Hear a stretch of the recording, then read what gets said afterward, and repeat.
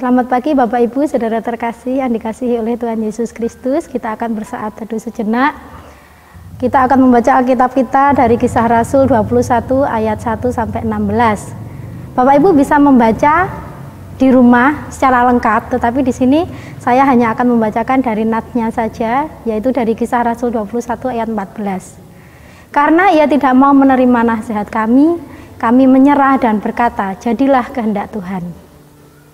Orang yang teguh, pantang menyerah, berani, tak takut apapun. Itulah Paulus. Karakternya kuat, menjadikan dia penginjil yang gigih dalam pelayanan. Ketika berada di Kaisarea, Paulus tinggal di rumah Filipus, seorang pemberita Injil. Kemudian datanglah seorang nabi yang bernama Agabus dari Yudea. Agabus mengikat tangan dan kakinya dengan ikat pinggang Paulus, dan ia mengatakan, demikianlah yang akan terjadi pada Paulus di Yerusalem. Orang-orang Yahudi akan menangkap dan mengikat Paulus.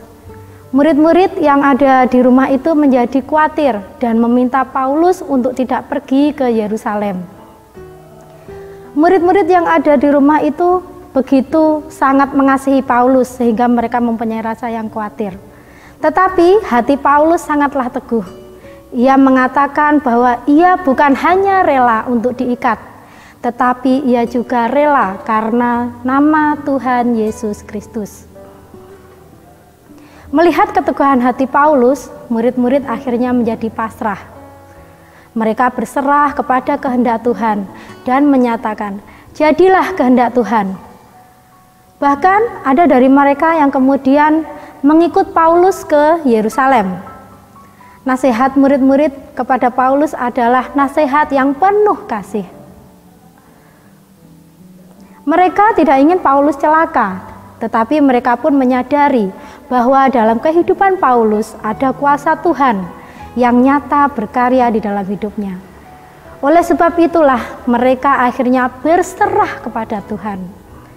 Tuhan hadir dalam hidup umatnya dan berkarya. Ketika Tuhan berkehendak, tidak ada apapun atau siapapun yang dapat mencegahnya. Yang harus dilakukan adalah sungguh-sungguh percaya kepada Tuhan, berserah kepada kehendaknya, dan hanya kehendaknya saja yang terjadi. Bapak Ibu, melalui cerita ini, melalui kisah Paulus ini, marilah kita menjadi seperti Paulus yang selalu berserah kepada Tuhan di dalam setiap pergumulan, di dalam setiap permasalahan kita. Kita berserah kepada Tuhan, kita percaya kepada Tuhan. Kalau Tuhan pasti akan menolong dan menyertai kita. Bapak Ibu, kita akan mengakhiri, kita akan berdoa dulu ya.